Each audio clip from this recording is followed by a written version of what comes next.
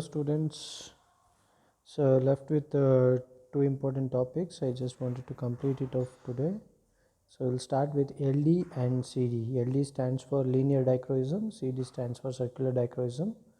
So it all about plane polarized light. So you know about the polarized light. Plane polarized light.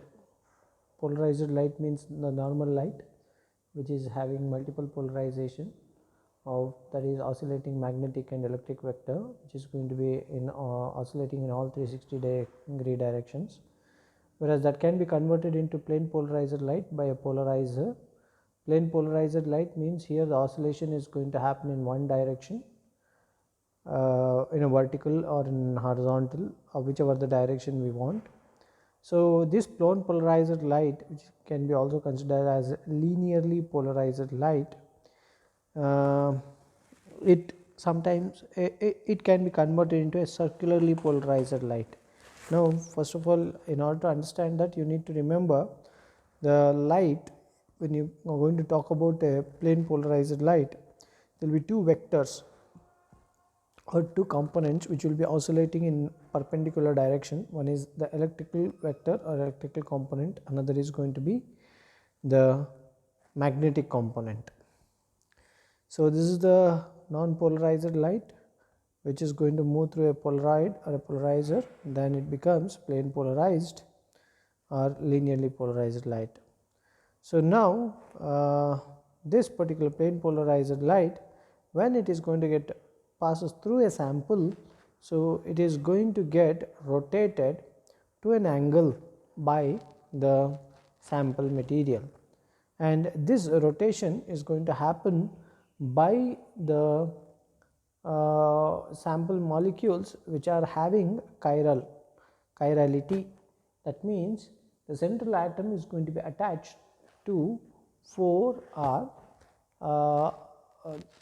or other, means whatever the valence is going to be there, so it will attach it to the different atoms or molecules or groups around it. So that kind of molecules, they have chirality, and because of their chiral nature, they can rotate the plane polarized light either towards left direction or towards the right direction. This rotation of plane polarized light is going to happen, we call it as the optical activity, and this can happen either towards left direction or towards the right direction. So where we can measure the angle of rotation, we call it as alpha. Now this plane polarized light, which is going to have equal oscillation of electrical and magnetic vector. So now let us say this particular light is having this the left and right oscillating, let us say left and right plane polarized lights are there, left oscillating light is there, right oscillating light is there. So this particular light, for example, you can see here it is goes on rotating. So this kind of light, plane polarized light, which is having this oscillation on the opposite direction of with equal strength, so that can give rise to a left and right polarized circularly polarized component of the plane polarized light. Means when you say plane polarized light, this plane polarized light is going to be made up of two components which are oscillating at equal degree in an opposite direction. For example, let us say it is oscillating, you can see in this particular figure. So it is oscillating in the straight, we say. So this oscillation, we are saying it is straight because the components are oscillating at equal angle in an opposite direction, and this plane polarized light is made up of two circularly polarized light, so which are oscillating at equal angle from that particular plane polarized light on the left and right. So one simple linearly polarized or plane polarized light is made up of two circularly polarized light which are oscillating at an equal angle on the left and right side. So this is, and this particular circularly polarized light this particular circularly polarized light, when it is going to pass through a chiral molecule or whenever it is going to interact with any kind of spiral or circular molecules, so there will be an absorption of that particular circular polarized light, or whenever, or in other words I can say, since the plane polarized light is having both the left and right circularly polarized light, so when the plane polarized light is going to get passed through a particular sample, so then the sample can absorb either left or right circularly polarized light at different ratio or different rate, and this particular absorption is going to change the plane polarized light, or it is going to rotate it. So, that we can measure. So, here chirality, regarding that all of you have an very means you have a lot of information about this chirality, you know all about this. So, there are a few examples I am giving it from biological samples like in peptides or amino acids which are having chirality. Then optical another important aspect we come across is optical rotatory dispersion. See here this particular aspect was identified by the French physicist Jean-Baptiste Biot. He observed that when a solution of organic molecules appeared to rotate the plane polarized light, the polarization of the plane polarized light, and this observation, and this is called as optical rotatory dispersion. So, the convention lever rotation, dextro rotation is given for it, whereas glycine does not rotate, we all know that. And there will be two components here which is going to be involved in the rotation. One is light may be refracted or delayed on passage through the solution, or it may be absorbed. Refraction is quantified by refractive index N of the solution, while absorption is quantified by the molar extinction coefficient epsilon. If the light is plane polarized and the sample is optically active, each enantiomer may interact differently with the left and right circularly polarized light component of that particular light beam. So, which we can measure, and we can say if it is going to be it can be same, like it can be NL is equal to NR, where N is a refer and N as the light circularly polarized light. So, difference in the refractive index at any wavelength may be expressed as a component of ORD. So, you can see here when the sample passes through, there can be rotation of theta, and this ORD is going to be very plays an important role. Okay. So, the ORD spectra, that is the optical rotatory dispersion, is measured as molar rotation phi, and the molar rotation is going to be very characteristic for a particular molecule. So, if the substances to be investigated has no electronic absorption within the investigated spectral region, following the ORD spectra are going to be obtained in that cases, and the ORD can give you more information about it. So, refractive indices of left and right polarized light exhibit anomalous dispersion in the range of absorption band, and here we come across with something called Cotton effect, that is combination of circular birefringence and circular dichroism. So, you can see here this is the circular birefringence and circular dichroism, negative and positive Cotton effect. So, here in optical rotatory dispersion, the qualitative theoretical correlation between the molecular structures and the ORD are very difficult to derive. So, by comparing the ORD curves for structural isomeric ketones, the keto group can be localized. So, then we come across with the important aspect, that is the CD. CD is circular dichroism.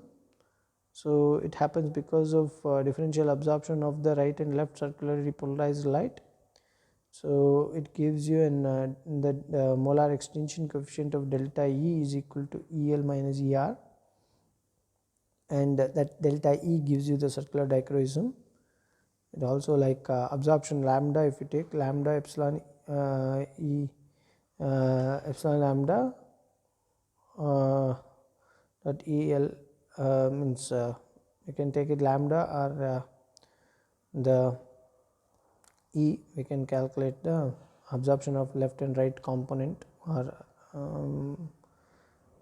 and it gives us the idea about the, means it gives us information about the molecule clearly. So this is how the transmitted light is when left or right is going to get absorbed. So the light is going to become elliptically polarized. Instead of circular, any left or right component gets absorbed, it becomes elliptical. So this ellipticity is measured actually when we go for measuring the CD. So, and when we are going to draw a tangent, we get tan phi is equal to B by A. You go to the figure, you will come across with the aspects. A is equal to ER minus ER plus EL, whereas B is equal to ER minus EL. So specific ellipticity we can able to calculate phi T by, so observed ellipticity divided by CL, and the observed ellipticity is the experimentally determined ellipticity, and there is molar ellipticity also people measure, so which is equal to molar optical rotate dispersion m by 100. So circular dichroism, here the signal height are displayed either as absorption difference, that is delta E delta epsilon, or as ellipticity. So the molar ellipticity and the circular dichroism can be interconverted. Okay. So that is theta is equal to 3300 delta E or delta epsilon, and correlation between ORD and CD, whereas we are going to observe like ORD is based on the differences in the refractive indices, whereas CD results of difference in the absorption behavior. The relation allows the calculation of ORD values for particular wavelength from the corresponding CD spectrum. So equipments which are used in CD, there will be photoelastic modulator, that's one which mainly plays an important role. So this photoelectric modulator is going to help in the creation of CD waves, so which is normally a quartz crystal subjected to a oscillating electric field. Differential absorption of left and right circularly polarized light is detected by the photomultiplier tube and converted into the ellipticity, which has degree in millidegree, which has units in millidegrees. In a CD spectropolarimeter, so the two light beams are not in fact combined, but a photomultiplier tube detector converts the incident light intensity into an electrical current.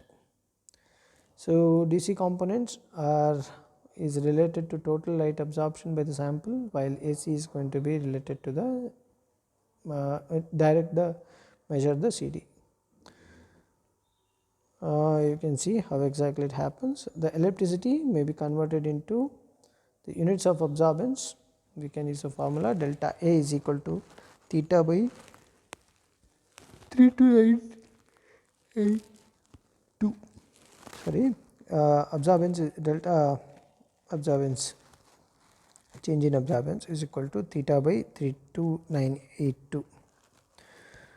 So this CD is very widely used in the study of biomolecules or biopolymers, especially those molecules or polymers which are actually having the spiral, which have a structure which has spirals or circulars or round. So these particular molecule studies can be easily done. So that means they are widely used in the study of proteins, in the study of nucleic acids, particularly DNA, RNA, are all studied with the help of CD. So synthetic homopolymer polylysine adapts to a random coil structure at neutral pH, neutral and acidic pH values.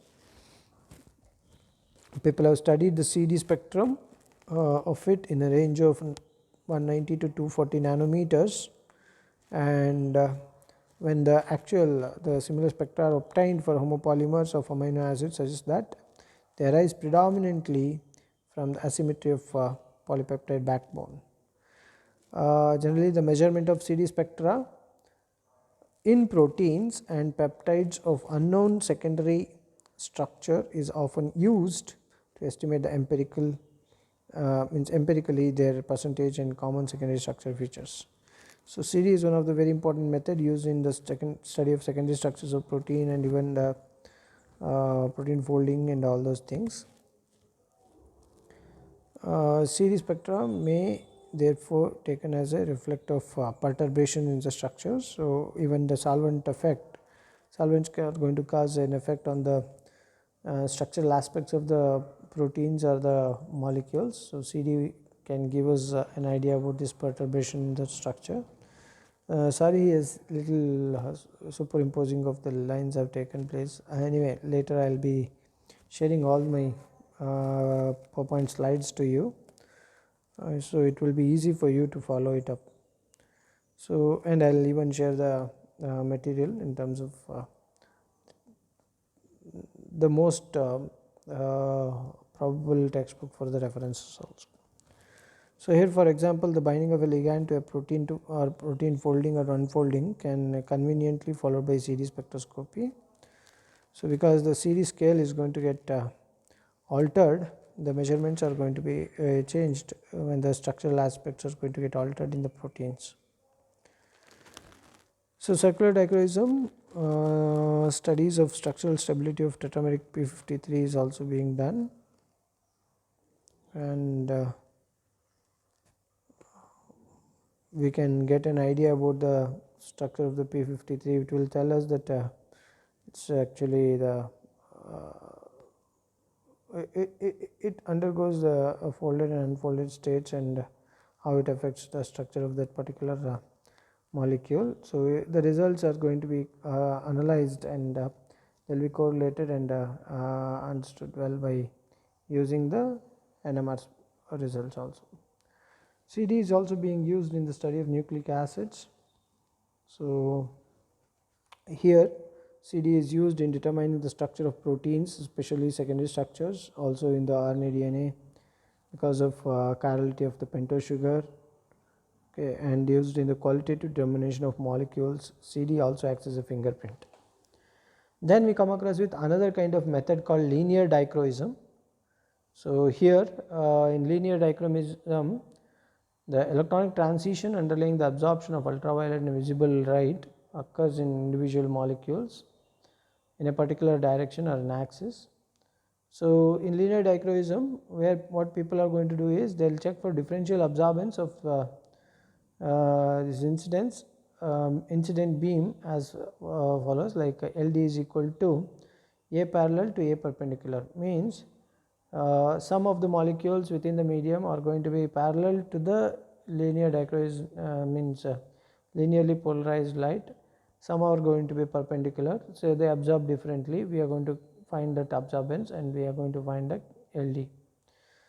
So where here where the incident beam is perfectly parallel to the axis of transition, LD is going to become greater than 0. If it is going to be perfectly perpendicular to the axis, then becomes less than 0. So samples are oriented in single axis relative to the incident linear polarized light, and it is possible to vary the relative orientation of sample and light such that the incident light is parallel to the and are perpendicular to the axis. So here are the orientation methods used in linear dichroism. Either people go for stretched polymer orientation, flow orientation, or electric field orientation, or squeezed gel orientation. So wherein the polymer sheets are the polymers are going to be stretched in stretched orientation. Flow means allowed to flow and they orient themselves. Electric field, where they are going to subject the orientation are going to be maintained or altered by the electric field. Application wise, so LD is going to give us a lot of information about the structural aspects of the molecule, and particularly the biological macromolecules like proteins, nucleic acids, which are unable to be studied well by using NMR or X-ray. They are going to be subjected for CD studies and LD studies. The long molecules means DNA, RNA, DNA ligand or protein ligand, fibrous proteins, skeletal proteins, collagen, all are being studied with the help of LD. LD is also an ideal for following the kinetic and kinetics of many reactions, which involves the structure or the length of the molecule. So these are all few aspects of LD, linear dichroism, and CD, so which is used in the study of analysis of the biomolecules. Thank you.